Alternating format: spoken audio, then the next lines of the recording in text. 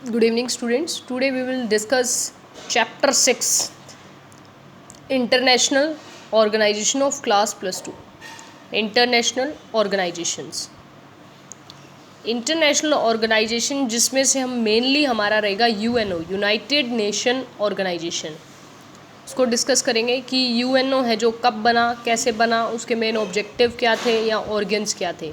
सबसे पहले हम डिस्कस करते हैं नीड ऑफ इंटरनेशनल ऑर्गेनाइजेशन, कि किसी को भी इंटरनेशनल ऑर्गेनाइजेशन की ज़रूरत क्यों पड़ती है, यानी अंतर्राष्ट्रीय लेवल पे जाने की ज़रूरत क्यों पड़ती है. एक ऐसी ऑर्गेनाइजेशन वो ऐसा क्या करती है, सबसे पहले हम वो देखेंगे.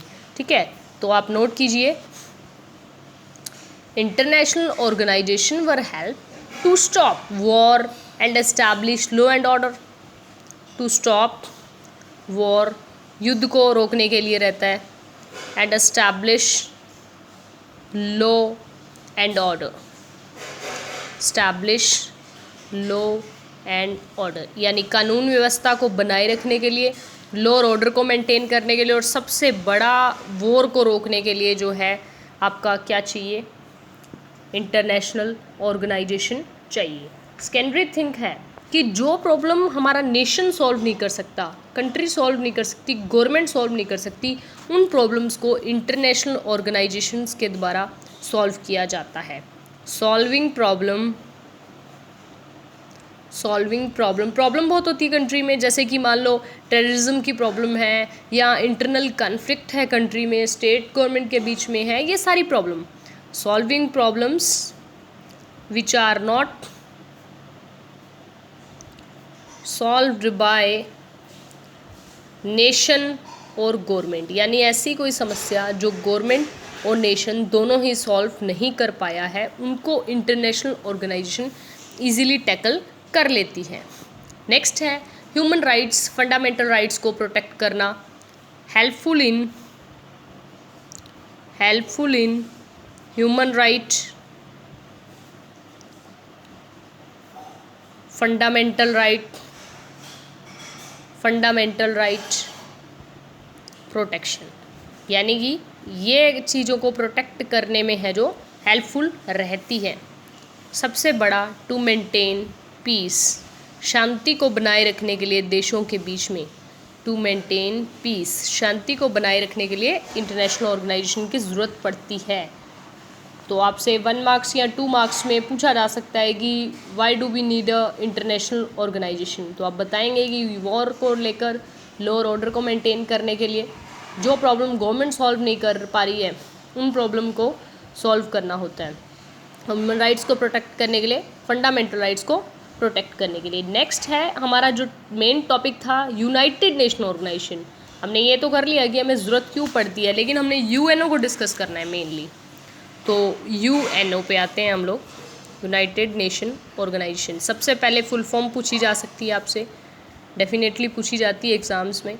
United Nation organisation, United Nation organisation full form पूछी जा सकती है. अब हम डिस्कस करेंगे कि ये एक इस तरीके का ऑर्गेनाइजेशन है जो कब ओरिजिन में आया. United Nation organisation is an international organisation, एक ऐसा इंटरनेशनल ऑर्गेनाइजेशन है, international organisation which was established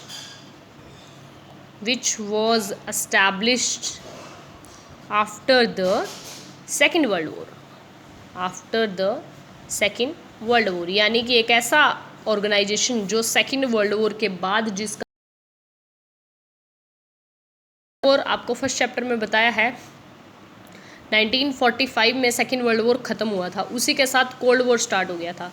तो after the second world war बोला है, ऑन 24 अक्टूबर 1945 को इसका ओरिजिन हुआ था.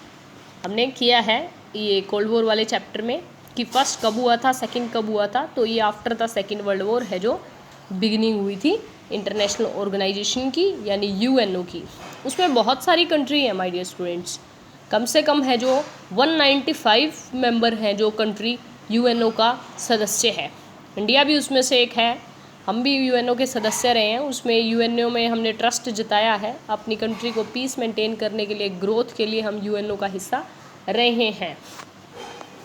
आप इसकी एक डेफिनेशन सी नोट कर लीजिए। UNO is a association of state, UNO is an association of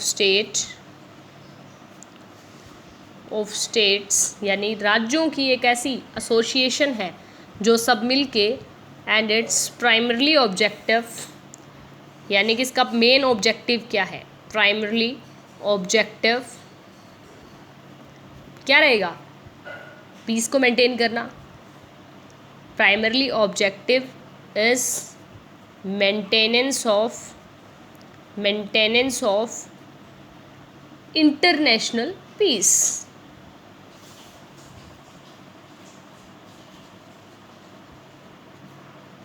international peace यानी कि अंतर्राष्ट्रीय लेवल पे क्या बनाए रखना, पीस को बनाए रखना। International peace maintenance, NANC, international peace को मेंटेन करना इसका मेन ऑब्जेक्टिव रहेगा। शॉर्टली हम आज यूएनओ को करेंगे। ऑर्गन्स ऑफ यूएनओ, यानी इसके कितने अंग हैं। ऑर्गन्स ऑफ यूएनओ 6 अंग है, 6 ऑर्गन्स है माय डियर स्टूडेंट्स, 6 ऑर्गन है। सबसे पहला जनरल असेंबली, जनरल असेंबली, आम सभा, आम सभा इंटरनेशनल ऑर्गेनाइजेशन। नेक्स्ट रहेगी सिक्योरिटी काउंसिल। सिक्योरिटी काउंसिल बहुत इंपॉर्टेंट है, इसके ऊपर क्वेश्चन आते हैं अलग से, इसको हम डिटेल में डिस्कस करेंगे। जनरल असेंबली और बाकी ऑर्गन्स में 1 1 2 2 मार्क्स का पूछा जाता है, लिटिल बिट हम उसका भी करेंगे। जनरल असेंबली और सिक्योरिटी काउंसिल, सिक्योरिटी काउंसिल के परमानेंट और नॉन परमानेंट 2 प्रकार के मेंबर होते हैं इसमें, परमानेंट और नॉन परमानेंट। इंडिया इसका नॉन परमानेंट मेंबर है स्टूडेंट्स, इंडिया सिक्योरिटी काउंसिल का नॉन परमानेंट मेंबर है। वो हम इसके अलग से टॉपिक करेंगे, तब हम इसको डिस्कस करेंगे। अभी देखिए third, economic and social council. Economic and social council, council, economic and social council. Next देखते हैं हम इसके ऑर्गन्स कौन से हैं। फोर्थ ऑर्गन देखिए, फोर्थ ऑर्गन देखिए, international court of justice, international court of justice, international court of justice, अंतर्राष्ट्रीय न्यायालय, इसके बारे में भी करेंगे हम। अभी इसके ऑर्गन्स आप नोट कर लीजिए। ट्रस्टीशिप काउंसिल, ट्रस्टीशिप 2 मार्क्स में कई बार इसके ऑर्गन्स पूछे जाते हैं, मोस्ट इम्पोर्टेंट चैप्टर है। नेक्स्ट रहेगा the secretariat, last the secretariat, सचिवालय।